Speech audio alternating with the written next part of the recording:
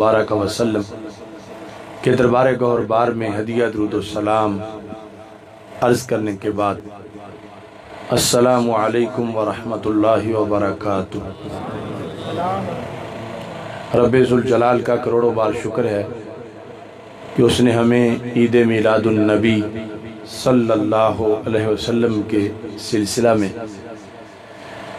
इस तकरीब के इनेकाद की तौफीक अता फरमाई। इंजीनियर मोहम्मद इरफान और मोहम्मद उमर फारूक उनकी शादी खाना आबादी के सिलसिला में अदाए शुक्र के लिए इस महफ़िल मीलाद का इनेकाद किया जा रहा है और उनके वालिद मोहतरम मास्टर ग़ुलाम शब्बीर साहिब रहमहुल्लाह ताला उनके इसाले सवाब के लिए ये इज्तिमा इनेकाद पजीर है। मेरी दुआ है रब्बे ज़ुल जलाल मरहूम को फिरदौस में बुलंद मकाम अता फरमाए और पीछे उनके घर में खैर व बरकत अता फरमाए। नबी अकरम नूर मुजस्सम शफ़ी मुअज़्ज़म सल्लल्लाहु अलैहि वसल्लम से मोहब्बत के इजहार के लिए इस महफ़िल का इनेकाद किया जा रहा है। मोहब्बत रसूल सल्लल्लाहु अलैहि वसल्लम कायनात का वो मज़मून है जो हर मखलूक के अंदर इसने अपना रंग दिखाया है। आयते कायनात का मानाए देरियाब तू निकले हैं तेरी तलाश में काफिला है रंग बू। आला हज़रत कहते हैं कि अर्श पे ताज़ा छेड़छाड़ फर्श पे तुरफा धूमधाम कान जिधर लगाइए तेरी ही दास्तान है। एक बहुत बड़े अरब शायर का ये कहना है मल ईदो इल्ला ईद अहमद फ़इन्नहु ईदुल वजूद बिअर्तिही व समाइही। वो कहते हैं ईद सिर्फ एक है और वो ईद मिलाद है। वो कहते हैं कि ईद उल फितर कभी चींटियों ने नहीं मनाई, कभी चिड़ियों ने नहीं मनाई। ईद उल फितर और ईद उल अधा सिर्फ इंसानों की हैं। ईद मिलाद इंसानों की भी है, ज़मीनों आसमानों की भी है। कायनात में इंसान के बाद हैवान है, हैवानात के बाद नबातात हैं, नबातात के बाद जमादात हैं। मोहब्बत रसूल सल्लल्लाहु अलैहि वसल्लम का हिस्सा हर शय को मिला। हमारे आका अलैहिस्सलाम का फरमान है मा मिन शैइन इल्ला हुवा यअलमु अन्नी रसूलुल्लाह सल्लल्लाहु अलैहि वसल्लम। हर शय को पता है कि मैं अल्लाह का रसूल हूँ। बाकी कुल्लुन कद अलिमा सलातहु व तस्बीहा। अल्लाह फरमाता है हर शय को अपनी नमाज का पता है और अपनी तस्बीह का पता है। तो जब कुरान कहता है तो हर शय नमाज अपने तरीके से अदा करती है। अगरचे हमें ईंटें, दरख्त, दीवारें ये नमाज पढ़ते नज़र नहीं आते, लेकिन कुरान कहता है तो हम ईमान रखते हैं। तो जैसे हर शय की नमाज का अपना तरीका है, ऐसे ही हर शय की महफिल मीलाद का भी अपना तरीका है। हैवानों में शऊर होता है, अकल नहीं होती। वो अकल से महरूम होने के बावजूद भी सरकार की शान समझ जाते हैं। और अगर इंसान अकल के बावजूद ना समझे तो फिर बल हम अदल, वो डंगरों से भी बदतर हो जाता है। مشکات شریف میں حدیث شریف ہے، منا کا میدان تھا، ہمارے آقا صلی اللہ علیہ وسلم جب قربانی کرنے کے لیے چھری لے کے کھڑے ہوئے تو سامنے اونٹنیاں قطار میں کھڑی کی گئی. فَتَفِقْنَا يَزْدَلِفْنَا إِلَيْهِ بِأَيَّتِهِنَّ يَبْدَأُ. جو ہی انہوں نے دیکھا کہ چھری اللہ کے رسول علیہ السلام کے ہاتھ میں ہے تو انہوں نے لائن توڑ دی اور ساری اونٹنیاں سرکار کے ارد گرد آ گئیں اور ہر اونٹنی دوسری اونٹنی سے اپنی گردن آگے کر رہی تھی تاکہ سرکار کی چھری پہلے مجھے نصیب ہو جائے. چشم فلک نے یہ عجیب منظر دیکھا. حالانکہ یہ جو چھری ہے جانور اس کے بارے میں اتنا جانتا ہے کہ یہ بڑی خطرناک چیز ہے، اور اس کا ذکر حدیث شریف میں ہے کہ موطا امام مالک میں ہے کہ ہمارے آقا صلی اللہ علیہ وسلم نے جب دیکھا کہ ایک شخص بکری کو لٹا کے چھری تیز کر رہا تھا تو آپ نے فرمایا ہلا قبل ان تجا، آپ نے اس کو لٹانے سے پہلے چھری کیوں نہیں تیز کی؟ کیا تم اسے 2 موتیں مارنا چاہتے ہو؟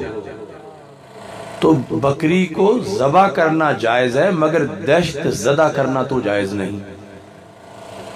تو میں فرمایا ان حیوانوں کے لیے بھی رحمت بن کے آیا ہوں، تو اس واسطے تم اس کے سامنے جو چھری تیز کر رہے ہو تو اسے ڈر آ رہا ہے. تو پتہ چلا کہ بکری کو پتہ ہے کہ چھری خطرناک چیز ہے، اور اس لیے قربانی کے موقع پر جب قصاب چھری لے کے قریب جاتا ہے جانور کے تو جانور بھاگتا ہے، دوڑتا ہے. لیکن چشم فلک نے یہ منظر عجیب دیکھا کہ قصاب کی چھری دیکھ کے تو جانور بھاگتے ہیں، رسالت مآب کی چھری دیکھ کے جانور دوڑ کے قریب آ جاتے ہیں. حالانکہ چھری تو چھری ہے اور لوہے کی ہے، کاٹتی ہے، خون بہتا ہے، مگر وہ جانور بتا رہے تھے کہ چھری تو لوہے کی ہے مگر ہاتھ کا فرق ہوتا ہے. قصاب کا ہاتھ اور ہوتا ہے، رسالت مآب کا ہاتھ اور ہوتا ہے. نشود نصیب دشمن کے شود ہلا کے تیغت، سر دوستاں سلامت کہ تو خنجر آزمائی. ہم آہوان صحرا سر خود نہادہ برکف، با امید آنکے روزے با شکار خواہی آمد. کہ جنت جنگل کے سارے ہرنوں نے اپنے سر ہتھیلیوں پہ رکھے ہوئے ہیں، کسی اور کو محبوب کا خنجر نصیب نہ ہو، ہم زندگی بھر اپنا سر سنبھال کے اسی خنجر کے انتظار میں بیٹھے. تو یہ جانوروں میں اتنا عشق ہے، کو صحیح کرے کچھ ختم کر دے. جانوروں کے اندر اتنا پیار ہے کہ صرف سرکار کو پہچانتے ہی نہیں، سرکار کے ہاتھ سے جان کی بازی لگانے سے بھی عشق کرتے ہیں اور پیار کرتے ہیں.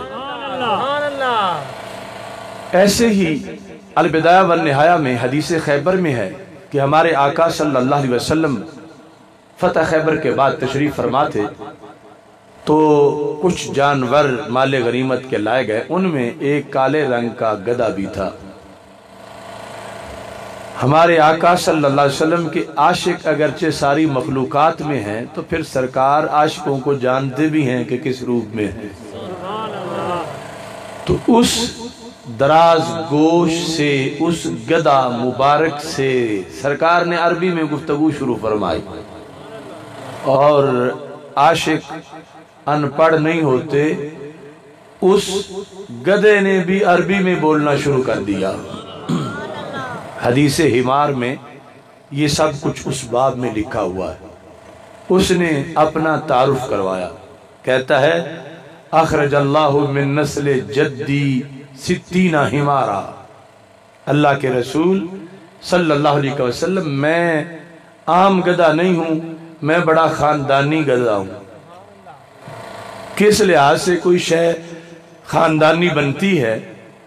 उसने कहा कि अल्लाह ने जो ऊपर मेरा जद्दे आला था उसकी नस्ल से 60 गधे पैदा किए, नस्ल दर नस्ल मुख्तलिफ सदियों में। तो कहता हम खानदानी इसलिए हैं, कुल्लहुम लम यरकबहुम इल्ला नबियुन, हमारी पुश्त पे काश्तकारों या कुम्हारों ने सवारी नहीं की, रब के प्यारों ने सवारी की है। इसलिए हम खानदानी हैं कि हम ये शर्फ रखते हैं कि इन 60 गधों को नस्ल दर नस्ल ये शर्फ रहा है कि अपने अपने जमाने में हमारी पुश्तों पे सिर्फ रब के नबियों ने सवारी की है। अब आगे बड़ी पते की बात वो बताता।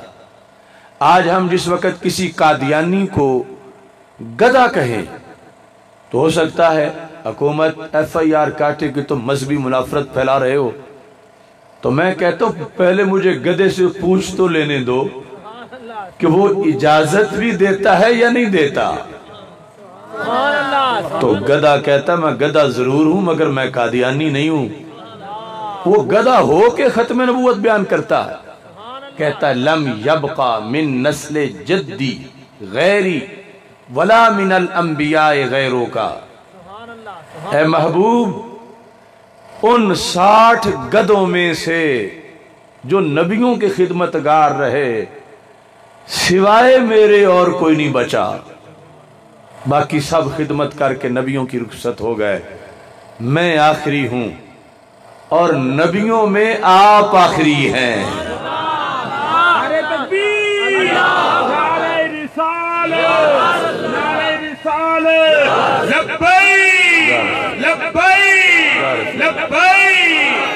लम यबका मिन नस्ल जद्दी, मेरे जद की नस्ल से कोई और नहीं, गैरी सिवाय मेरे, वला मिनल अंबियाए गैरों का, नबियों में सिवाय आपके कोई नहीं, आप आखिरी हैं। कद कुन्तु अतवक्काउ अन तरकबनी, मैंने बड़ा लंबा इंतजार किया, मुझे तवक्को थी कि एक दिन आप मेरी पुश्त पे बैठोगे। ये लफ्ज तवक्को उम्मीद के मारा में, तवक्को है कि फलां आएगा। कहता कद कुन्तु अतवक्काउ, मैं तवक्को करता रहा कि आप मुझ पे तशरीफ फरमा होंगे। तो इस तवक्को के लिए तैयारी मैंने बड़ी की। अब देखना इसमें हम सब के लिए बड़ा सबक है। वो जानवर है और जानवर में इतना इश्क है सरकार का, इतना अदब है, इतना एहतराम है। अब हमें सिर्फ तवक्को नहीं, हमें यकीन है कि क़यामत के दिन रसूल पाक सल्लल्लाहु अलैहि वसल्लम से मुलाकात होगी, सरकार का दीदार करेंगे।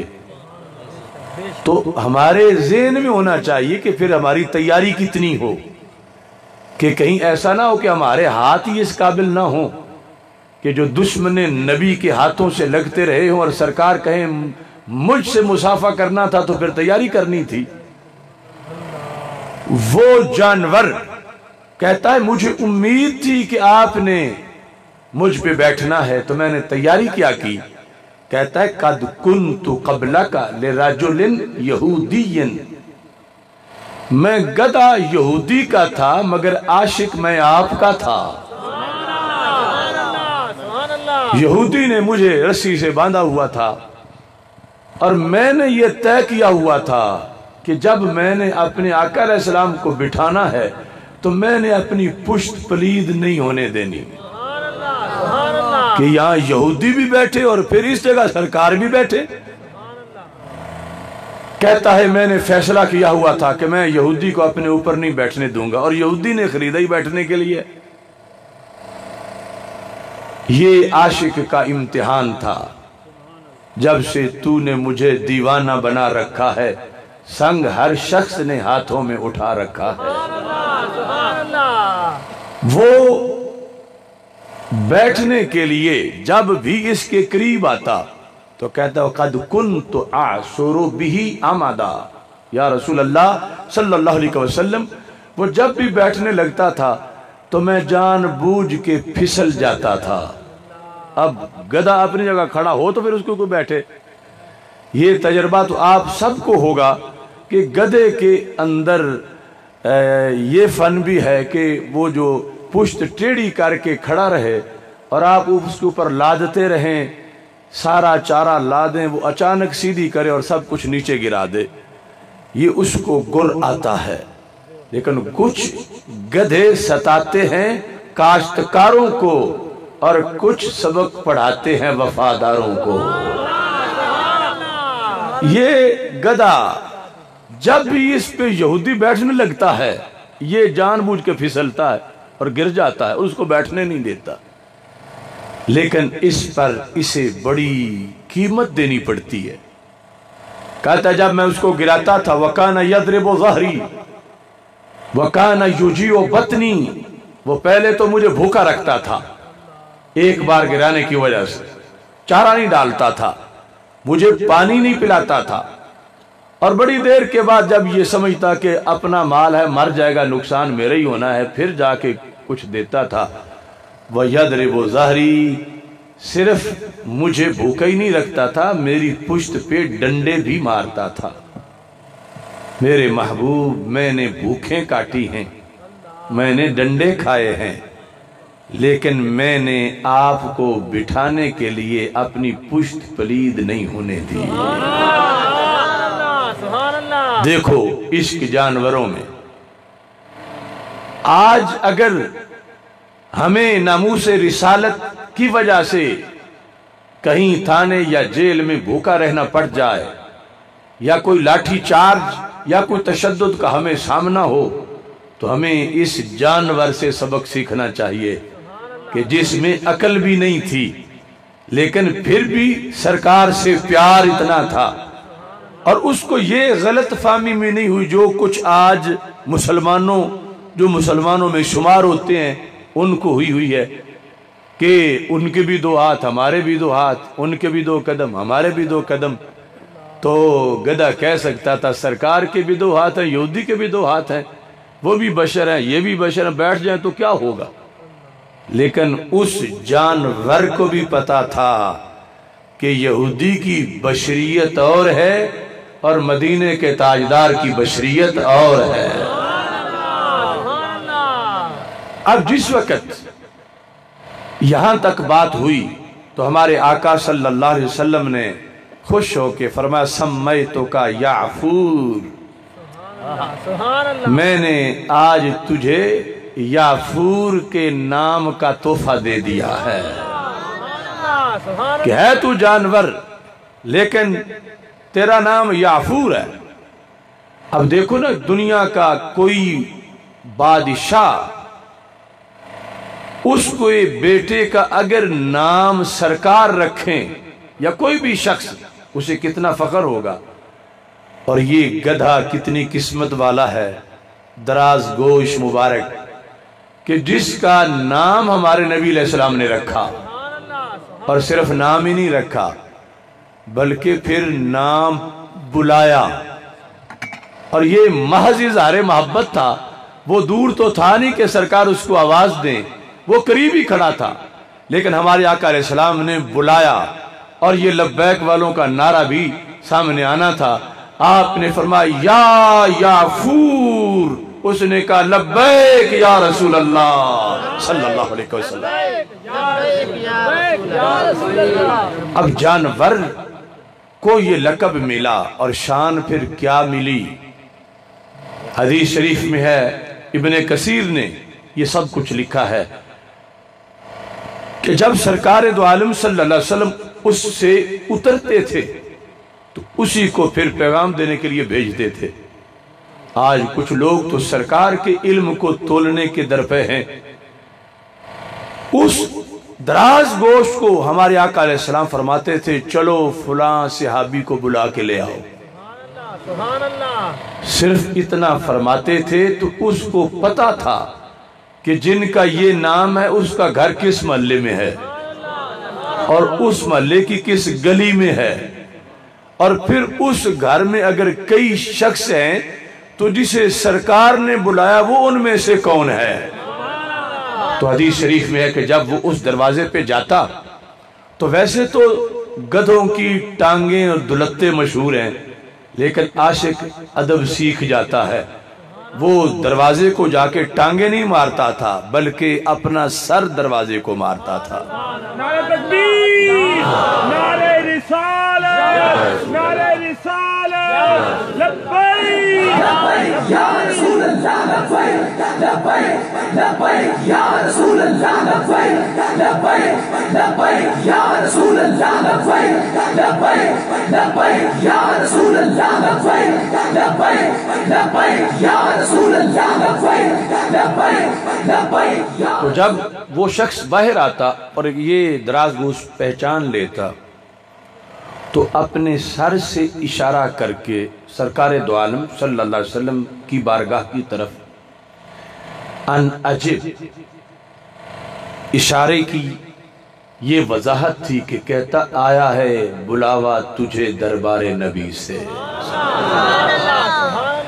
یہ عشق کی مثال ہے جانوروں کی، لیکن یہ عشق رسول علیہ السلام تو ان جانوروں سے بھی آگے نکلا، لکڑیوں میں پہنچا، نباتات میں پہنچا۔ اب نباتات میں صرف ایک نباتاتی روح ہے، ویسے وہ زندہ نہیں، نہ ان میں شعور ہے، نہ ان میں عقل ہے، نہ ان میں یہ ظاہری حیوانوں والی حیات ہے، لیکن عشق نے ڈیرے وہاں بھی لگائے ہوئے۔ حضرت یعلا بن مرہ رضی اللہ تعالیٰ عنہ کہتے ہیں کہ رسول اکرم صلی اللہ علیہ وسلم ایک وادی کے کنارے پہ آرام فرما رہے تھے اور دوسرے کنارے پہ ایک درخت تھا۔ اسے پتہ چل گیا کہ آج میرے حبیب ادھر تشریف لے آئے۔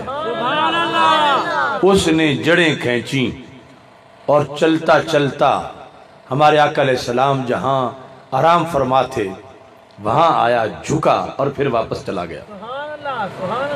جب ہمارے آقا علیہ السلام بیدار ہوئے تو حضرت یعلا رضی اللہ تعالیٰ عنہ نے پوچھا کہ یا رسول اللہ صلی اللہ علیہ وسلم آج تک یوں درختوں کو آتے جاتے کبھی نہیں دیکھا تھا، جہاں ہیں وہاں ہوا سے تو ٹہنیاں حرکت کرتی رہتی ہیں، لیکن یہ تو باقاعدہ چلتا آیا ہے اور آ کے پھر واپس گیا ہے، یہ معاملہ کیا ہے؟ تو ہمارے آقا علیہ السلام نے یہ نہیں فرمایا کہ تم بتاؤ جاگ تم رہے تھے میں تو سو رہا تھا، مجھ سے تم کیوں پوچھتے ہو؟ یہ نہیں فرمایا، کیونکہ بتایا ہوا تھا تنام عینایا ولا ینام قلبی، کہ میں عام لوگوں جیسا نہیں ہوں کہ سو جاؤں تو سارے دفتر ادراک کے بند ہو جائیں، میری آنکھیں سوتی ہیں، دل میرا جاگتا رہتا ہے۔ دل جاگنے کا مطلب صرف دل کا دھڑکنا نہیں ہے، دل کا باخبر رہنا ہے۔ فرمایا میں حالت نیند میں بھی جانتا ہوں کہ کیا ہوا ہے۔ فرمایا شجرۃ استأذنت ربها عز وجل ان تسلم علیہ، فرمایا یہ جو درخت ہے جب یہاں آیا صرف وہی نہیں، جب وہاں تھا میں وہ بھی جانتا ہوں۔ اس نے وہاں کھڑے کھڑے استأذنت ربہا، اپنے رب سے اذن مانگا، کس چیز کا؟ ان اسلم علیہ، کہ مجھے سلام کہے۔ یعنی اس کے شوق پیدا ہوا کہ مسجد نبوی شریف میں تو جا نہیں سکتا اور نبی میرے بھی یہ ہیں، یہ کہاں نصیب میرے کہ تو آپ چل کے آتا، کوئی جذبہ محبت میرے کام آ گیا ہے، میرے دل کی دھڑکنوں میں تیرا نام آ گیا ہے، کر لو قبول آقا یہ غلام آ گیا ہے۔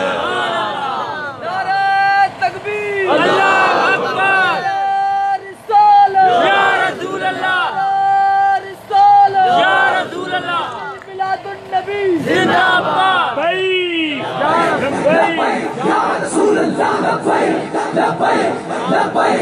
پاک اللہ استأذنت ربہا۔ اب یہاں سے یہ بھی پتا چلا کہ جو رسول حالت نیند میں، نیند شریعت اس کو آدھی موت قرار دیتی ہے، نصف موت ہے۔ جو حالت نیند میں اپنی جگہ کھڑے درخت کی بات سنتے ہیں وہ اپنے گھر بیٹھے اس خوش بخت کی بات کیوں نہیں سنتے؟ حالانکہ نیند میں ہے۔ تو آج آپ اپنے روضہ پاک میں حیات حسی حقیقی جسمانی کے ساتھ زندہ ہیں۔ آپ کی نیند جیسی کسی کی نیند نہیں، اور آپ کی وفات جیسی کسی کی وفات نہیں۔ ان اللہ حرم علی الارض ان تاکل اجساد الانبیاء فنبی اللہ حی یرزق۔ اللہ نے زمین پر حرام کر دیا ہے، وہ کسی بھی نبی کے جسم کو کھا نہیں سکتی۔ اللہ کا نبی زندہ بھی ہوتا ہے اور اسے قبر میں رزق بھی دیا جاتا ہے۔ اور یہ عقیدہ ہمارے آقا علیہ السلام دے کے گئے اپنی امت کو کہ میں جب نہیں ہوں گا اور ان سے پوچھا جائے گا کہ اب بتاؤ اس وقت ایگزیکٹ تمہارے آقا علیہ السلام جن کو تم خاتم النبیین مانتے ہو اب ان کی کیا حالت ہے، کس کیفیت میں ہے؟ تو یہ ٹیکنالوجی نہیں بتا سکتی تھی، سرکار خود بتا کے گئے۔ حضرت موسیٰ علیہ السلام کے بارے میں صحیح مسلم میں یہ حدیث شریف ہے، فرما معراج کی رات جب میں ان کی قبر کے پاس سے گزرا رأیت موسیٰ قائما یصلی فی قبرہ، وہ اپنی قبر میں کھڑے ہو کے نماز پڑھ رہے تھے۔ اب تم بتاؤ جو بندہ سویا ہوا ہو یا بے جان ہو، کیا صرف روح کھڑی ہو سکتی ہے؟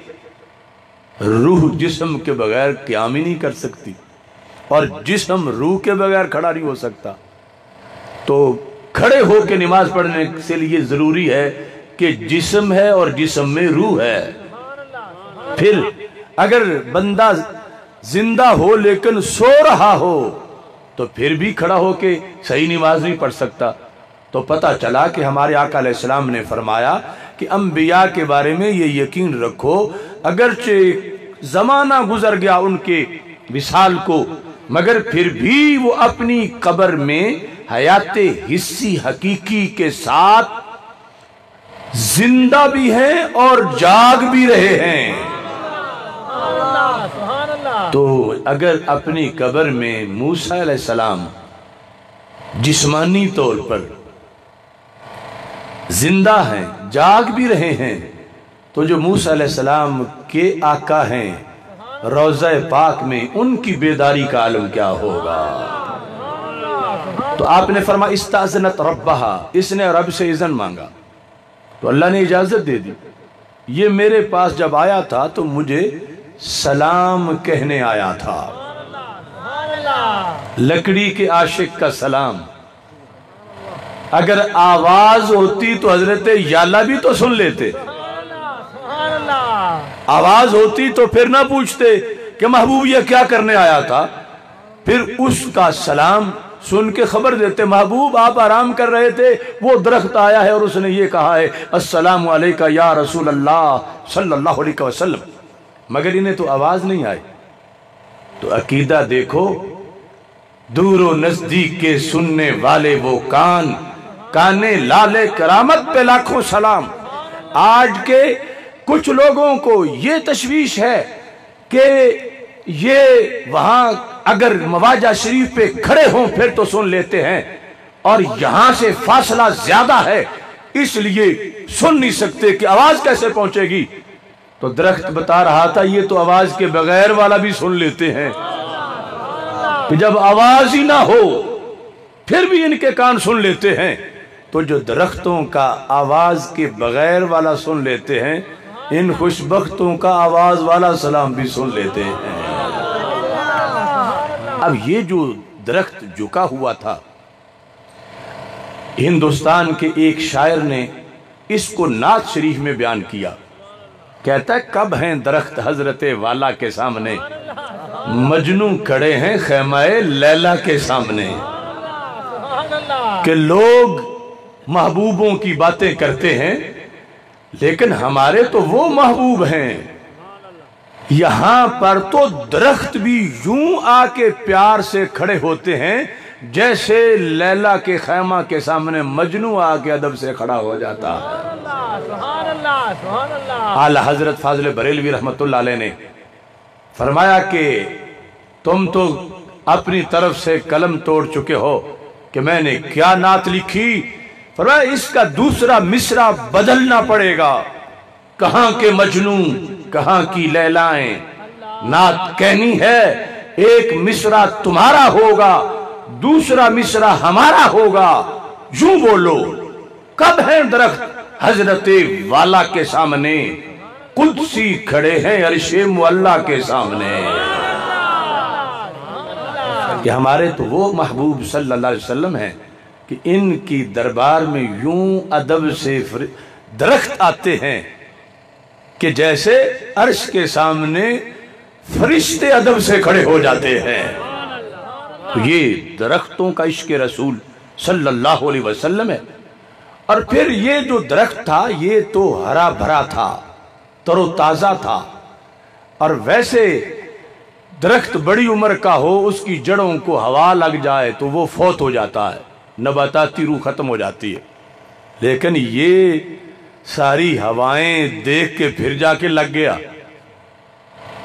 تو بتایا گیا کہ راہ عشق میں جو اپنی جڑیں کھینچتا ہے اللہ ہمیشہ کی پکی لگا دیتا ہے۔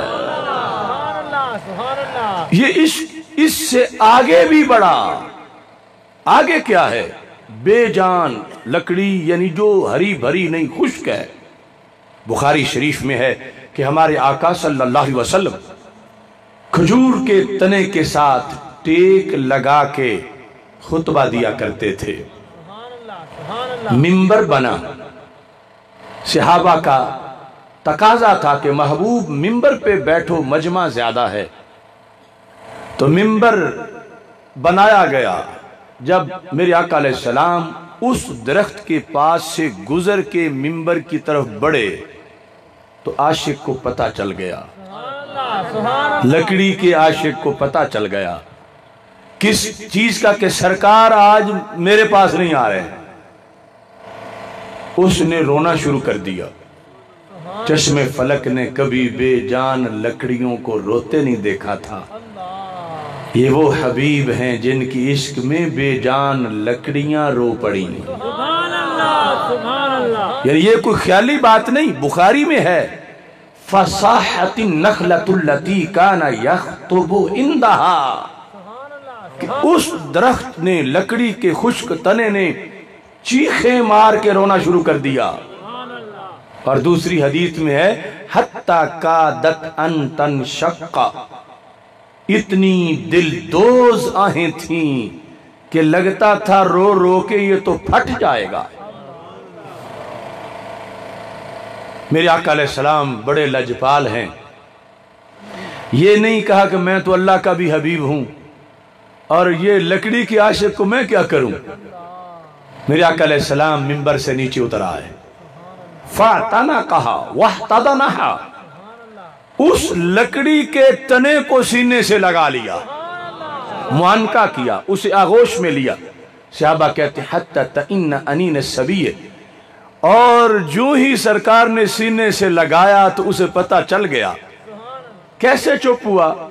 کہتے ہیں جیسے بچھڑا ہوا بچہ ماں کی چھاتی سے لگے تو آہستہ آہستہ رونا بند کرتا ہے، ایسے ہی اس لکڑی نے بھی آہستہ آہستہ رونا بند کر دیا۔ نعرہ تکبیر، نعرہ رسالت، نعرہ رسالت، لبیک لبیک لبیک لبیک یا رسول اللہ، لبیک لبیک لبیک یا رسول اللہ، لبیک لبیک لبیک۔ یہ بخاری، مسلم، بخاری شریف، ابن ماجہ میں درجنوں کتابوں میں حدیث شریف موجود ہے۔ اب یہ جو کچھ بھی ہوا عقل سے ورا ہے، لکڑی اور وہ بھی خشک۔ آج لوگ ہمارے آقا علیہ السلام کے علم کو تولتے ہیں اور حیات کے انکار کی وجہ سے گناہگار ہوتے ہیں۔ میں پوچھتا ہوں اس لکڑی کو پتہ کیسے چلا کہ سرکار دور جا رہے ہیں، اسے پتا کیسے چلا کہ کیا کروں تو قریب آ جائیں گے، کہ میں رو پڑوں تو سرکار تشریف لے آئیں گے؟ اسے کیسے پتا چلا کہ اب مجھے انہوں نے سینے سے لگا لیا ہے؟ بلکہ اس سے اگلا بھی مسئلہ جو دلائل النبوہ ہے امام بہقی اس میں ہے کہ میرے آقا علیہ السلام نے باقاعدہ پھر اس سے مذاکرات کیے کہ تو بھی عاشق ہے اور یہ صحابہ بھی عاشق ہیں، ان کا یہ مطالبہ ہے کہ میں منبر پہ بیٹھوں، تیری یہ ضد ہے کہ میں تیرے ساتھ کھڑا ہو جاؤں، ناراض نہ انہیں کروں گا، ناراض نہ تمہیں کروں گا، میں دو آپشن تجھے دیتا ہوں، مرضی تیری ہے، جو بھی ان میں سے تو پسند کر لے۔ اگر تو چاہتا ہے تو جس باغ میں تو کبھی اے درخت کھجور کے تر و تازہ ہوتا تھا اور تجھ پہ کھجوریں لگتی تھیں، میں اسی میں تجھے واپس لگاتا ہوں، تجھ پہ پھر کھجوریں لگنا شروع ہو جائیں گی۔ اور اگر چاہتا ہے تو میں پھر تجھے جنت میں پہنچا دیتا ہوں تاکہ جنتی تیری کھجوریں کھائیں۔ اب دیکھو فیصلہ کتنا زبردست کیا خشک تنے نے، فیض ہے عشق رسول علیہ السلام کا۔ کہتا ہے اختار الباقی علی الفانی، محبوب مجھے اب دنیا کے کسی باغ میں نہ لگاؤ، اس نے پھر جو فنا ہونا ہے، مجھے جنت پہنچاؤ کہ میں ہمیشہ پھر اسی طرح مسکراتا رہوں۔ تو جن کے لکڑی کے عاشق جنتی ہوں ان کے انسانی عاشقوں کا درجہ کیا ہوگا؟ اب یہ آج لوگ کہتے ہیں کہ روح نکل گئی، پھر قبر میں زندگی کیسی، پھر خود حافظ قاری ولی کی تو کیا سرکار دو عالم صلی اللہ علیہ وسلم کے بارے میں بدگمانیاں کرتے ہیں مماتی ٹولہ۔ تو میں پوچھتا ہوں یہ سب کچھ جو ہوا تو لکڑی کو فیض کہاں سے ملا؟ جن کے تلووں کا دھون ہے آب حیات، ہے وہ جان مسیحا ہمارا نبی۔ یہ میرے آقا علیہ السلام کے جسم کی قوت لامسہ ٹچنگ پاور کا فیض ہے کہ جس بے جان لکڑی سے سرکار کا جسم لگے اس بے جان لکڑی میں بھی جان آ جاتی ہے، تو ان کی اپنی جان کا عالم کیا ہوگا؟ یہی وجہ ہے کہ حضرت امام شافعی رحمت اللہ علیہ حرم شریف میں بیٹھے تھے، آپ نے ایک چیلنج کیا، فرمایا کہ رب نے جس نبی کو جو دیا وہ سارے معجزات رب نے ہمارے آقا علیہ السلام کو دیے اور پھر اس کی علاوہ ان گنت معجزات عطا کیے۔ تو ایک نصرانی نے کہا کہ حضرت عیسیٰ علیہ السلام تو مردوں کو زندہ کرتے تھے، تم بتاؤ کہ حضرت محمد مصطفیٰ صلی اللہ علیہ وسلم نے بھی مردے زندہ کیے؟ تمہارا دعویٰ ہے کہ سارے نبیوں کے معجزات انہیں دیے گئے، تو کیا یہ معجزہ احیاء موتا مردوں کو زندہ کرنے کا دیا گیا؟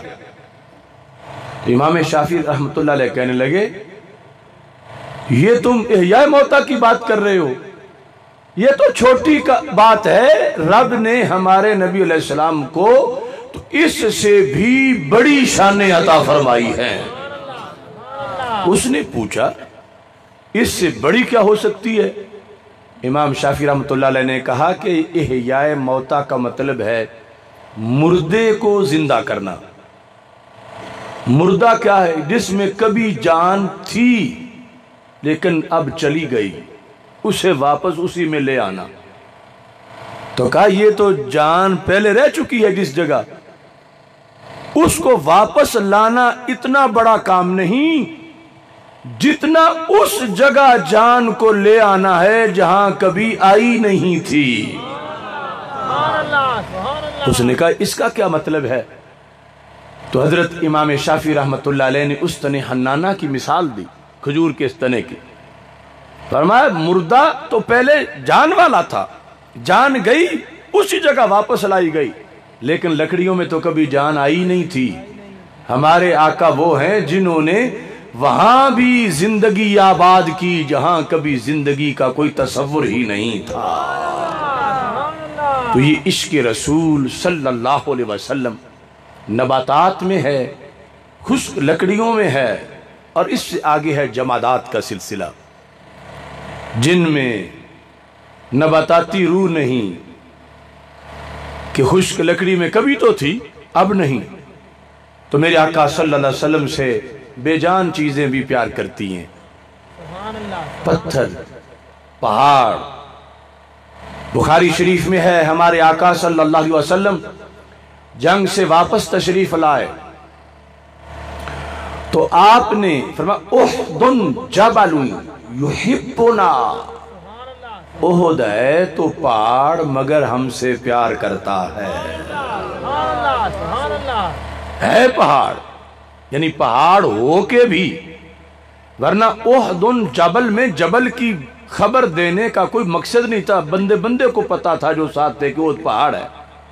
مطلب اس بات کو اجاگر کرنا تھا کہ جو پیار نہ کرے مجھ سے، لوگ کہتے ہیں وہ سنگ دل ہے، تو سنگ سے تو پوچھو کہ سنگ تو مجھ سے سنگ ہو کے بھی پیار کرتا ہے۔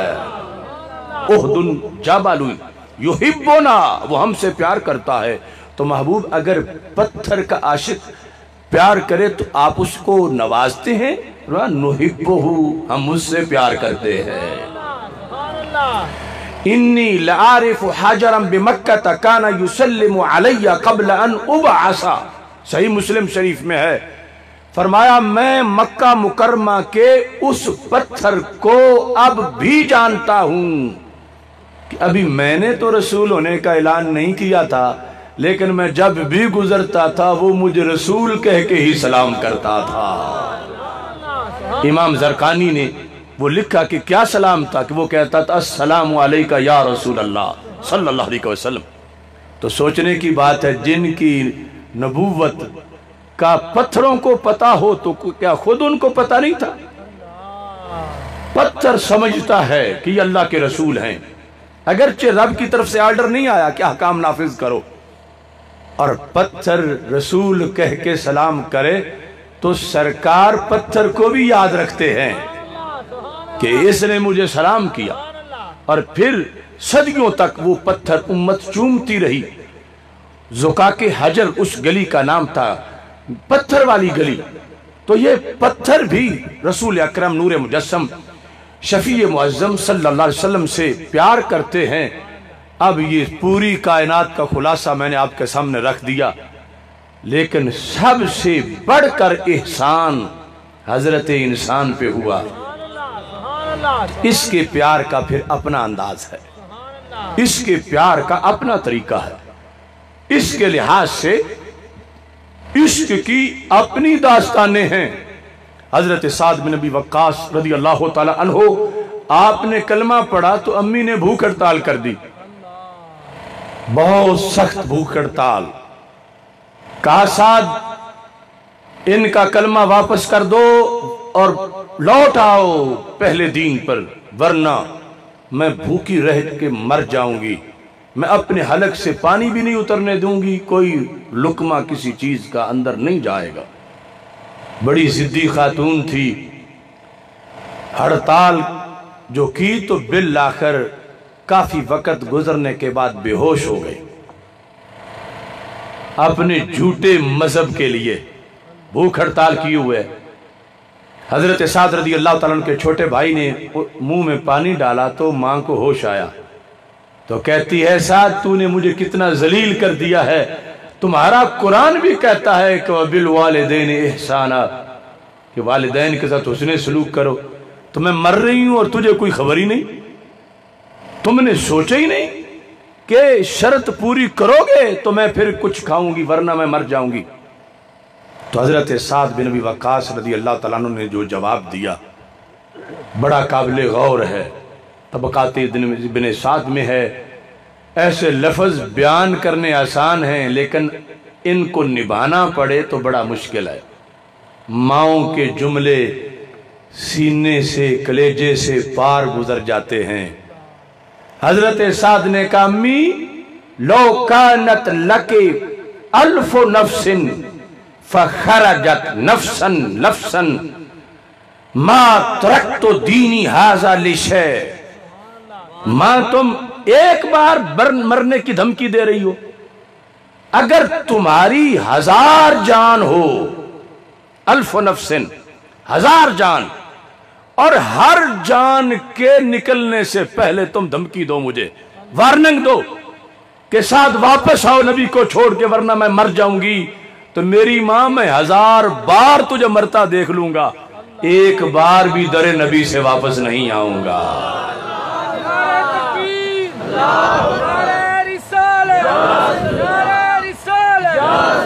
تو یہ عشق رسول صلی اللہ علیہ وسلم جو صحابہ کرام رضی اللہ تعالی عنہم میں تھا، اس کی اقتداء کا ہمیں حکم ہے، اور اللہ کے فضل و کرم سے اہل سنت و جماعت اسی ادائے محبت پہ قائم ہے. بخاری شریف میں ہے کہ حضرت جابر رضی اللہ تعالی عنہ، حدیبیہ کا مضمون ہے کہ جب پانی نہیں مل رہا تھا تو صحابہ نے کہا محبوب اب وضو کیسے کریں؟ تو فرمایا کہ جس برتن میں کچھ ہے وہ لے آؤ. میرے آقا علیہ السلام نے اس میں اپنا ہاتھ مبارک رکھا تو انگلیوں سے چشمے جاری ہو گئے. انگلیاں ہیں فیض پر ٹوٹے پیاسے جھوم کر، ندیاں پنجاب رحمت کی ہے جاری واہ واہ. یہ پنجاب رحمت 5 انگلیوں سے پانی شروع ہو گیا. اتنا پانی، اتنا مقدس، سینکڑوں صحابہ تھے، پیا، سواریوں کو پلایا.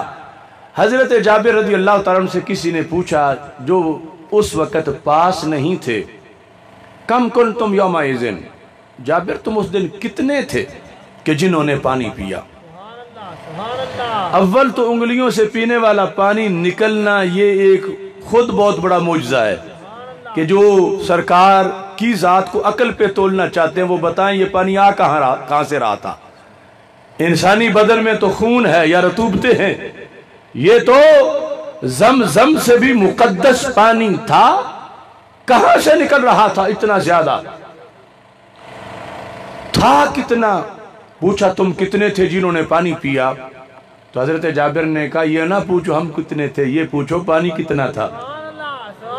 کننا 15 مئہ لو کننا 100 الف لکفانا. کہا ہم تو تھے 1500 لیکن ہم 1,00,000 بھی ہوتے تو پانی کافی تھا. لو کننا 100 الف لکفانا، یہ بخاری شریف ہے. اگر ہم 1,00,000 بھی ہوتے تو پانی کافی تھا. تو میرا سوال یہ ہے کہ ہیں صحابہ، قرآن کہتا ہے اولئک هم الصادقون، یہ سارے سچے ہیں، تو یہ پانی کا انہیں کیسے پتا چلا کہ 1,00,000 کو بھی کافی ہے؟ پانی تو وہی تھا جو نکلا تو پی لیا، نہ کوئی اس سے تالاب بھرا، نہ حوض، اور نہ یہ ہے کہ کوئی 80,000 بیٹھ کے پی گئے تو 20,000 کا ویسے مان لیا. وہ تو تھے ہی 1500، باقی روایتوں میں 1400 ہے. پیتے 1500 ہیں، مانتے 1,00,000 کا ہیں. سبحان اللہ سبحان اللہ. بات بڑی قابل غور ہے. 1,00,000 میں اور 1500 میں بڑا فرق ہے. کسی نے کسی سے لینا 1500 ہو، مانگے 1,00,000، تو یہ کوئی قریب آنے والی بات ہی نہیں. آج جس ماحول میں ہم ہیں، دوسرے طبقے سے پوچھو کہ بطور فرض اگر تم وہاں ہوتے اور 1500 ہوتے تو ان سے کوئی پوچھتا پانی کتنا تھا، انہوں نے کہا جتنے ہم تھے اتنے ہی تھا. تم کتنے تھے؟ ہم 1500.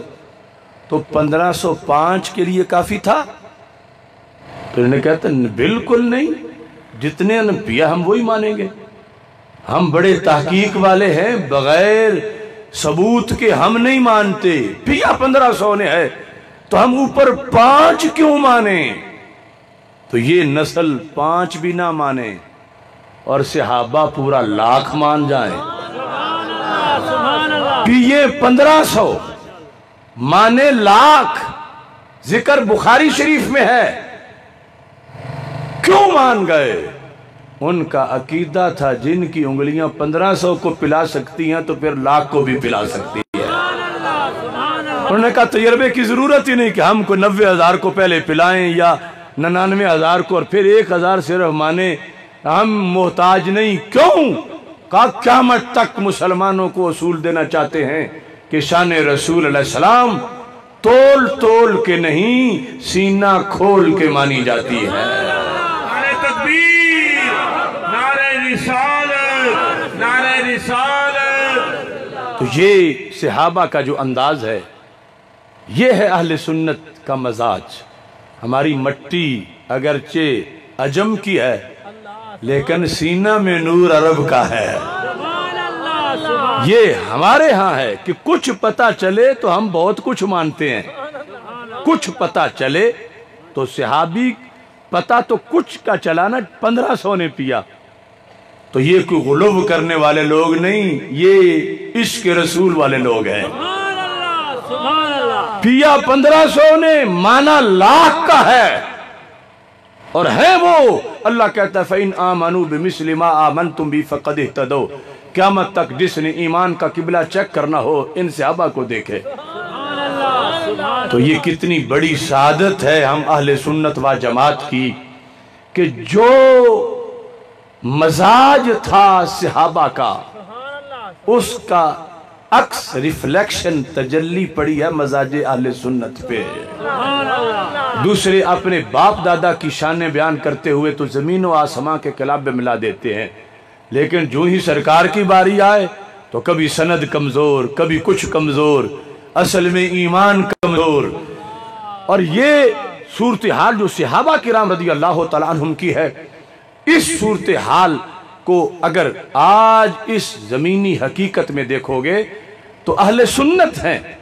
اس لیے میں کہتا ہوں بحمد اللہ ملا حق سے عقیدہ اہل سنت کا، پڑھا ہے قدسیوں نے بھی قصیدہ اہل سنت کا، زمین ہے اہل سنت کی، زمانہ اہل سنت کا، بنایا رب نے جنت میں ٹھکانہ اہل سنت کا، کسی کی ایڑ کی جانب نہیں اٹھتی نظر اپنی، خدا نے بھر دیا اتنا خزانہ اہل سنت کا، زبان مصطفیٰ سے یہ ملا ہم کو لقب واضح، عطائے مصطفیٰ ہے آب و دانہ اہل سنت کا، اٹھو منزل ملے گی تو مزے کی نیند سو لیں گے، کرو اب کام تھوڑا سا روزانہ اہل سنت کا، سنو فکر رضا میں ہی بقا ہے آج بھی اپنی، کوئی تجھ کو نہ بھٹکائے بیگانہ اہل سنت کا۔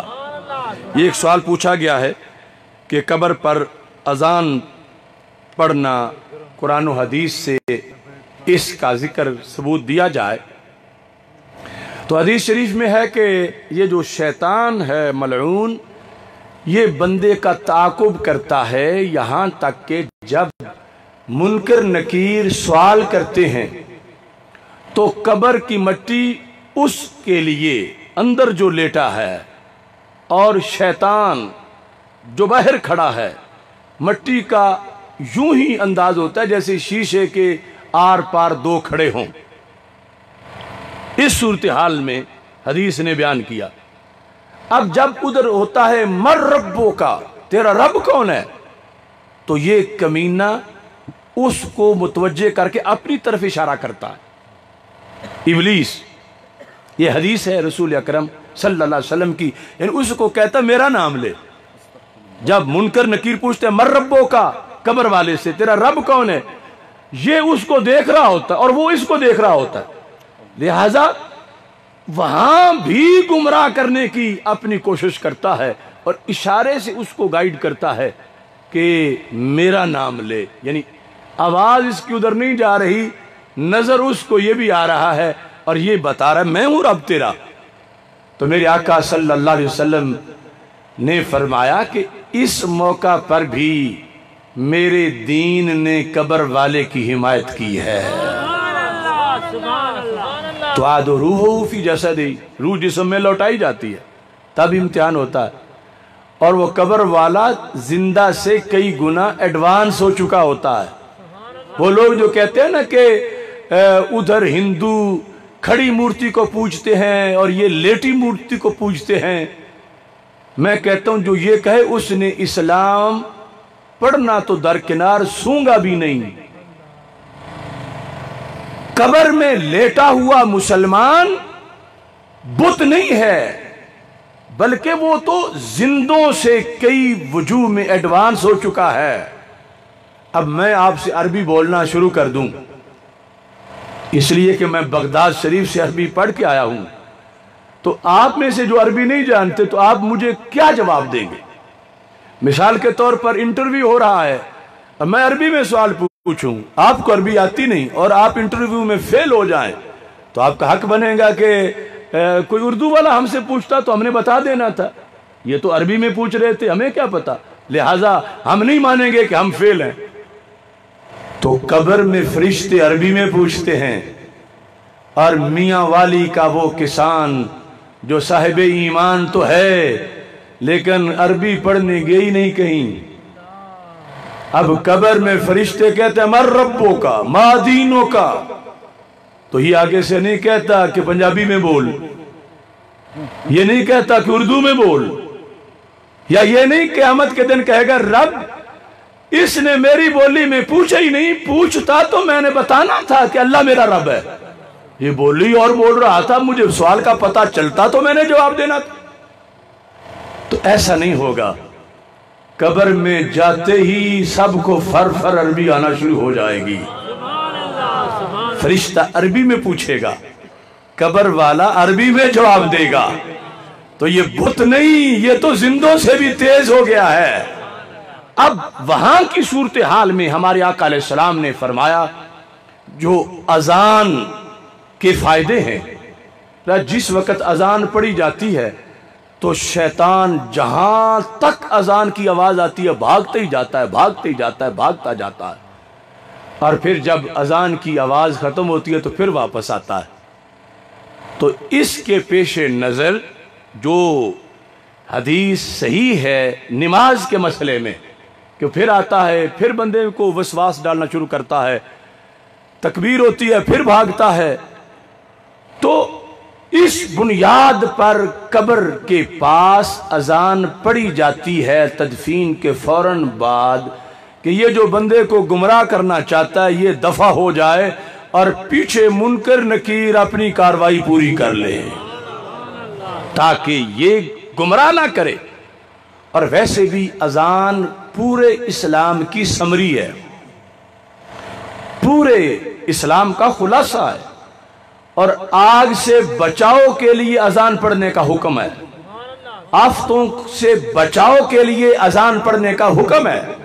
तो इस बुनियाद पर अजान दी जाती है। और अगर ये स्पेसिफिक इसका जो तरीका है स्पेशल, वो इमाम इब्ने क़य्यिम जो इब्ने तैमिया का शागिर्द है, उसने किताब रूह के अंदर सनद की जिम्मेदारी अपने कंधों पे लेते हुए उसने कहा, जो हदीस सैकड़ों किताबों में है, कहते हैं कि रसूल अकरम सल्लल्लाहु अलैहि वसल्लम ने फरमाया कि जब तुम में से कोई फौत हो जाए, इज़ा मात अहदुकुम, जब तुम में से कोई फौत हो जाए, ये सरकार का दीन है क़यामत तक के लिए। करोड़ों अमेरिका मिलके एक बंदे की कब्र में एसी नहीं लगवा सकते, उनके हम वो बिजली नहीं जो कब्र में एसी का काम करे। और मेरे आका अलैहिस्सलाम के दीन में इस हदीस पे अमल करके हर कब्र में एसी लगवाया जा सकता है। और इसके बारे में इब्ने क़य्यिम ने कहा कि 7.5 सदियां जो इस्लाम की उम्र हो गई है इब्ने क़य्यिम के ज़माने में, का हर शहर में और हर ज़माने में मुसलमान इस पे अमल करते आए। अगर ये हदीस कमज़ोर होती तो अमल क्यों करते? कहा इसलिए इसकी सनद के लिहाज से कोई बहाना ना किया जाए, ये सुन्नत आगे भी राइज की जाए कि जब कोई फौत हो जाए, وہ جنازہ تدفین کے بعد سب سے پہلا ایصال ثواب کیا ہے؟ میرے آقا علیہ السلام فرماتے ہیں فَصَوَّيْتُمْ عَلَيْهِ التُّرَابَ، جب تم مٹی ڈال دو فَلْيَقُمْ أَحَدُكُمْ عَلَى رَأْسِ قَبْرِهِ، اے زندہ لوگو تم میں سے ایک بندہ قبر کے سرانے کھڑا ہو جائے۔ کھڑا ہو کے کیا کرے؟ قبر والے کو آواز دے۔ آواز کیسے دے؟ یا کے ساتھ، آگے اس کا نام لے، اور نام لے کے پھر اس کی ساتھ امی کا نام لے۔ ویسے تو ہوتا ہے نا زید بن خالد، لیکن وہاں کہنا ہے زید بن زینب، زید بن عائشہ، یا فلان ابن فلانتا، اے فلان فلان عورت کے بیٹے۔ تو ہمارے آقا علیہ السلام فرماتے ہیں یسمع ولا یجیب، سن لے گا لیکن جواب نہیں دے گا۔ پھر دوبارہ کہو یا فلان ابن فلانتا، اے فلان فلان عورت کے بیٹے، فرمایا انہو یستوی جالسا، اب وہ قبر میں سیدھا ہو کے بیٹھ جائے گا۔ فرمایا پھر بلا اس کو یا فلان ابن فلانتا، اے فلان فلان عورت کے بیٹے۔ ہمارے آقا علیہ السلام فرماتے ہیں اب وہ آگے سے بولے گا۔ کیسے؟ ارشدنی رحمک اللہ، خدا تجھ پہ رحم کرے، بلا رہا ہے، کچھ بتا بھی، کیا بتانا چاہتا ہے؟ ارشدنی، اس سے بنتا ہے مرشد، میرے مرشد، مجھے گائیڈ کرنے والے، یعنی اسے بھی پتا ہے کہ یہ کچھ مجھے بتانا چاہتا ہے اس وقت۔ لوگ کہتے ہیں قبر والا دیتا کچھ نہیں، سرکار کہتے ہیں وہ دعا دیتا ہے، رحمک اللہ، خدا تجھ پہ رحم کرے، بتا کیا بتانا چاہتے ہو۔ تو میرے آقا صلی اللہ علیہ وسلم فرماتے اب اس سے رابطہ لائن بحال ہو گئی ہے، تو میں جو تمہیں بتاتا ہوں تم نے یہ اس کی قبر پہ کھڑے ہو کے اس کو بتانا ہے، اور جو ذکر ہے وہ عربی میں ہے۔ اب بندہ پنجابی ہے، عربی جانتا نہیں، سرکار فرماتے ہیں اس کو کہو اب میں تجربے کے طور پر وہ لفظ بولتا ہوں، تو آپ جو عربی نہیں جانتے آپ کو پتہ نہیں چلے گا کہ میں تمہیں کیا کہہ رہا ہوں، کہ اٹھو پانی پی لو، اٹھو کھانا کھا لو، لیٹ جاؤ۔ لیکن اللہ تمہاری عمر لمبی کرے، جب لمحہ وصال آئے گا، اگر کسی کو رب توفیق دے اور وہ تمہاری قبر پہ کھڑا ہو کے اس طرح 3 آوازیں دے کے پھر وہ بات کرے، تو سرکار فرماتے ہیں جیسے باہر والا بولے گا ایسے اندر والا بھی بولنا شروع کر دے گا۔ فرمایا اسے یہ کہو اذکر ما خرجت علیہ من الدنیا شہادت لا الہ الا اللہ وان محمد الرسول اللہ صلی اللہ علیہ وسلم۔ اے قبر والے یاد کر اس عقیدے کو جو تو نے آخری سانس تک بچا کے رکھا تھا، چونکہ ویلیو تب ہے جب آخری سانس تک بچ کے رہے، اگر 2 منٹ پہلے بھی لٹ گیا تو لٹ گیا۔ ما خرجت علیہ من الدنیا، جس عقیدے کے ہمراہ تو دنیا سے نکلا ہے، کیا؟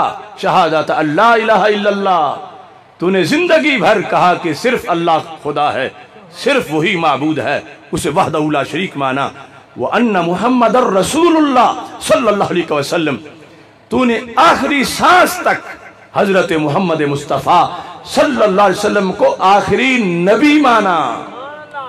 تو نے عقیدہ بیچا نہیں، تو نے مانا کہ اسلام دین ہے، تو نے مانا قرآن امام ہے۔ میرے آقا علیہ السلام فرماتے ہیں جب تم باہر یہ پڑھو گے اندر وہ بھی پڑھنا شروع کر دے گا۔ اب یہ ساری وہ کاروائی ہے کہ قیامت تک کی ٹیکنالوجی نہیں دیکھ سکتی، یہ نگاہ نبوت ہی دیکھ سکتی ہے۔ ہم مرتے تو ہمیں پتہ چلتا لیکن پھر کچھ کر نہ سکتے، سرکار نے پیار کی وجہ سے پہلے بتا دیا۔ اور اتنا بڑا ریلیف، اتنا بڑا فائدہ کس مذہب میں ہوگا؟ یہ ہے دین مصطفیٰ صلی اللہ علیہ وسلم۔ سرکار فرماتے ہیں جس وقت باہر تم نے کہا اندر وہ پڑھ رہا ہے اللہ ربی اللہ ربی اللہ ربی محمد النبی محمد النبی صلی اللہ علیہ وسلم، ادھر سے منکر نکیر دونے ہکے بکے رہ گئے اس سے ہم نے تو پوچھے ہی کچھ نہیں، لیکن یہ پہلے ہی جواب دے رہا ہے۔ یہ کہتا اللہ میرا رب ہے، محمد میرے رسول صلی اللہ علیہ وسلم ہے، تو اللہ سے سرکار فرماتے ہیں وہ رابطہ کرتے ہیں، رب اس کا کیا کریں، سوال ہم نے کیا نہیں، اور جو ہم نے پوچھنا تھا اسے پتہ پہلے ہی ہے کہ کیا پوچھنا تھا، اور یہ وہ بول رہا ہے۔ تو سرکار فرماتے ہیں اللہ اس موقع پر حکم دیتا ہے فرشتوں اب پوچھنے کی گنجائش نہیں رہی، اب فوراً اس کی قبر میں جنت کا دروازہ کھول دو۔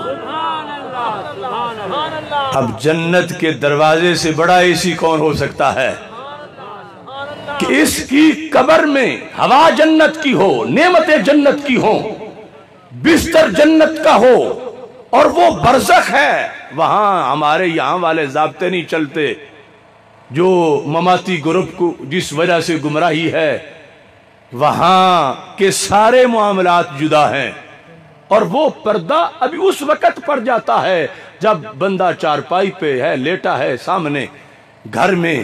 بخاری شریف میں ہے ان کانت صالحۃ فقالت قدمونی، اگر نیک ہو تو کہتا جلدی لے چلو جلدی لے چلو جلدی لے چلو، اگر برا ہے کہتا این تذهبون بها، کہاں لے جا رہے ہو کہاں لے جا رہے ہو۔ تو کبھی آپ کو یہ آواز سنائی دی؟ تو ابھی تو سامنے پڑا ہے، تو جب مٹی میں ہوگا پھر کیسے پتا چلے گا؟ کتنی سائنس آئے گی کہ جو اتنا حجاب قبر کا ہٹا لے جتنا اب تمہارے سامنے لیٹا ہوا ہے، تو ہمیں تو اس وقت پتہ نہیں چل رہا، آگے پتہ کیا چلے گا؟ سرکار فرماتے ہیں یسمع صوتہا کل شیء الا الانسان، جب وہ بولتا ہے تو گھر باندھی بکری بھی سنتی ہے، مرغی بھی سنتی ہے، چڑیا بھی سنتی ہے، ہر شے سنتی ہے اس کی آواز کو، لیکن انسان نہیں سنتا۔ کیوں؟ مہربانی ہے انسان پر، کیونکہ کوے جب کوا مرا ہوا دیکھتے ہیں تو درد کوے کو ہوتا ہے، اور بکری کو اب درد نہیں، انسان کی نوع کا فوت ہوا ہے۔ یسمع صوتہا کل شیء الا الانسان ولو سمعہ لصائق، فرمایا اللہ کی قدرت ہے، ورنہ اب میں کہوں کہ میں آدھے لوگوں کو سناؤں، آدھے لوگوں نہ سنیں میری بات، تو یہ میرے اختیار میں نہیں، سنیں گے تو سارے سنیں گے، نہیں سنیں گے تو سارے نہیں سنیں گے، لیکن اللہ کی قدرت ہے کہ باقی ہر شے سنے اس کی آواز کو، انسان نہیں سن سکتا۔ کیوں؟ وَلَوْ سَمِعَهُ لَصَائِقَ، اگر سنے گا تو نیا جنازہ تیار ہو جائے گا، بے ہوش ہو کے گر پڑے گا، یہ بخاری ہے۔ تو جب سامنے تھا تو ہمیں پتہ نہیں کہ کیا معاملات ہیں، قبر میں کیسے پتہ چلتا ہے، یہ نگاہ نبوت نے دیکھا۔ اب اس مقام پر صحابہ نے ایک سوال کیا، اور یہ سب نے یاد رکھنا ہے، روزانہ موت فوت کا معاملہ ہے، اور اب یہ سنت فوت ہو چکی ہے معاشرے میں۔ ہم نے یہ حدیث ترجمے سمیت حوالہ جات کے سمیت اس کو شائع کیا، اور اس کو جتنا زیادہ ہو شائع کیا جائے کہ ملاوٹ اگر ہوئی ہے تو بعد والی صدیوں میں ہوئی ہے، پہلی صدیوں میں تو دین سارا خالص تھا، اور پہلی 7.5 صدیوں پر ابن قیم نے کتاب الروح میں گواہی دی ہے کہ یہ 7 صدیوں میں مسلمانوں کا عمل تھا، انہوں نے نہیں چھوڑا، قبر پر یہ آواز بلند کرتے رہے ہیں۔ اب صحابہ نے پوچھا یا رسول اللہ صلی اللہ علیہ وسلم، آپ نے جو شرائط لگائی ہیں کہ تدفین کے بعد قبر کے سرانے، اور پھر کہ نام اس کا لینا ہے یا کے ساتھ یا کے بغیر نہیں، اور پھر اس کا نام لے کے پھر اس کی امی کا نام لینا ہے، تو محبوب اگر امی کا نام معلوم نہ ہو، چونکہ اکثر تو باپ کا نام معلوم ہوتا ہے، اور کبھی دور دراز دوستوں کو فوت ہونے والے کے باپ کا نام بھی نہیں پتا ہوتا، لیکن امی کا تو بہت زیادہ پردے میں ہوتا ہے، تو محبوب اگر بندہ فوت ہو گیا ہے، جنازہ پڑھ لیا ہے، تدفین ہو گئی ہے، اور امی کا نام ہی نہیں آتا، تو پھر اب کیا کریں؟ یہ جو آپ کا حکم ہے اس پہ عمل چھوڑ دیں کہ اسے نہ بلائیں، نہ اس سے بولیں، یا پھر پوچھنے چلے جائیں 4 گھنٹے بعد آ کے پھر اس سے بات کر لیں، یا اگلے دن، یا پھر امی کے نام کی جگہ باپ کا نام لے لیں۔ میرے آقا علیہ السلام نے فرمایا یہ ساری صورتیں منظور نہیں، اسی وقت بولنا ہے، اگلے دن کی بات نہیں، 2 گھنٹے بعد کی بات نہیں۔ تو میرا دین تو ماننے والے کے امتحان کے وقت اس پر کرم کرنا چاہتا ہے، اور اگر منکر نکیر پوچھ کے فارغ ہو جائیں، رزلٹ نکل جائے اور پیچھے تم آ کے کرتے بھی رہو تو اب تو امتحان ہی نہیں ہے۔ امتحان کے وقت اسی وقت، اور باپ کا نام بھی نہیں لینا، تو پھر کیسے؟ فرمایا ینسبہ الی امہ حوا، اگر اس کی چھوٹی امی کا نام نہیں آتا تو بڑی امی کا تو سب کو آتا ہے۔ اتنا سرکار کو پسند ہے کہ یہ عمل ہونا ضرور چاہیے، کرو ایسے ضرور۔ اسے حوا کا بیٹا کہہ کے پکارو، اے خالد حوا کے بیٹے، اے راشد حوا کے بیٹے، پھر بھی وہ جاگ جائے گا۔ اور ماں کی شرط اس لیے لگائی، محدثین کہتے ہیں کہ ماؤں کا پیار روح میں سرایت کر چکا ہوتا ہے، اس وجہ سے وہ جلد بیدار ہوتا ہے۔ اب یہ فائدہ سوائے اسلام کے کہیں نہیں، اور امریکہ جیسی کروڑوں حکومتیں کسی ایک قبر کے لیے جنت کا دروازہ نہیں کھلوا سکتی، لیکن سرکار کا ایک ادنا سا غلام ایماندار کے لیے شرط یہ ہے کہ جس کے لیے کہہ رہے ہو وہ بھی مومن ہے اور کہنے والا بھی مومن ہے۔ لیکن یہ میں آپ کو بتا دوں کہ یہ کام کر صرف سنی سکتا ہے۔ اب یہ ہمارا قصور نہیں کہ دوسرے کر نہیں سکتے۔ کوئی کہے کہ یہ دیکھو تم نے بخشش اور شفاعت بھی دائرہ بنایا ہوا ہے کہ سنی جو ہے، تو میں کہتا ہوں دوسرے کیسے کریں جن کے دین میں یا رسول اللہ کہنا شرک ہو؟ وہ راما گاما جو قبر میں دفن ہوا ہے اسے یا زید کہنا کیسے جائز ہوگا؟ بلانا یا کے ساتھ ہے، یا کے ساتھ کس کو؟ جو فوت ہو چکا ہے، کون؟ جو قبر میں ہے۔ تو جنہوں دین بعد میں گھڑا وہ نہیں عمل کر سکتے، یہ پرانے دین والے ہی کر سکتے ہیں۔ یا سے بلانا ہے، اور اگر یا میں وہ کچھ ہوتا جو ان لوگوں کو الرجی ہے یا سے، تو پھر صحابہ سب سے پہلے تو یہ سوال کرتے کہ محبوب یہ جو یا اپنے ساتھ لگایا ہوا ہے، تو مر گئے بندے کو یا سے کہیں گے تو ایمان ہی نہیں بچے گا، اس کو بچاتے بچاتے خود دین سے فارغ ہو جائیں گے۔ یہ آپ نے کیوں حکم دیا کہ اسے یا سے بلایا جائے؟ اگر کوئی ایسی توحید صحابہ نے پڑھی ہوتی تو ضرور سوال کرتے، اگلا جو کر لیا تھا۔ لیکن صحابہ نے ایسا سوال نہیں کیا، چونکہ صاحب شریعت خود بتا رہے ہیں کہ یہ بت نہیں کہ جس کو یا کہو گے تو کافر ہو جاؤ گے۔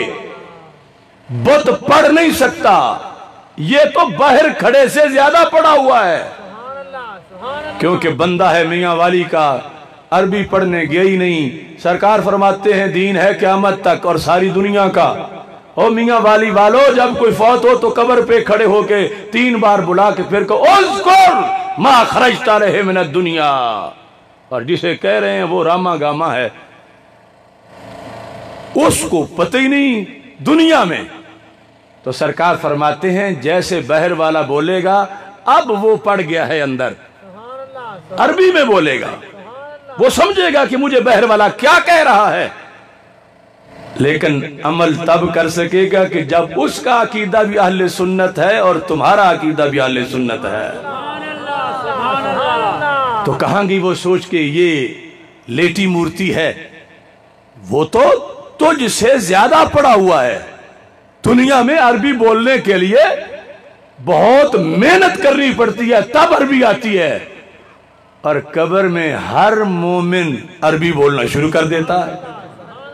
اس بنیاد پر یعنی یہ اذان اور اس سے منسلک اس طرح کی یہ ساری حقیقتیں دین متین میں موجود ہیں۔ اللہ تعالی ہم سب کا حامی و ناصر ہو۔ وآخر دعوایا ان الحمد للہ رب العالمین۔